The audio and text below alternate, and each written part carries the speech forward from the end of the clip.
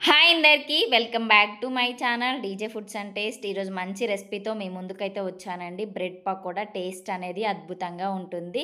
డెఫినెట్గా ట్రై చేయండి. లేట్ చేయకుండా మనమైతే ప్రాసెస్లోకి వెళ్దాం. చాలా వచ్చేయండి ప్రాసెస్లోకి వెళ్దాం.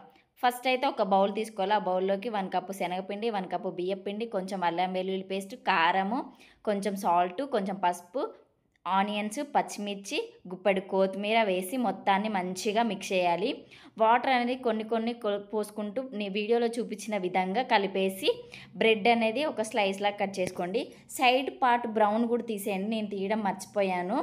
మొత్తం బ్రెడ్ మొత్తం ఆ పేస్ట్ మొత్తం అప్లై చేయండి. అప్లై చేసిన తర్వాత వేడి వేడి నూనెలో ఒక్కొక్కటిగా వేసుకుంటూ గోల్డెన్ బ్రౌన్ వచ్చేంత వరకు వేయించుకోవాలండి.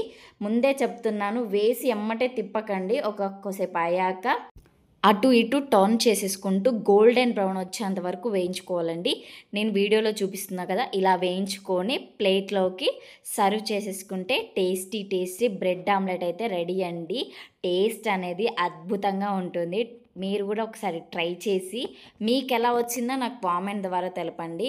ఈ వీడియో కనుక నచ్చినట్లయితే ఒక లైక్ చేయండి, కామెంట్ చేయండి. Please do subscribe my channel. నేను టేస్ట్ చేసి చెప్తాను.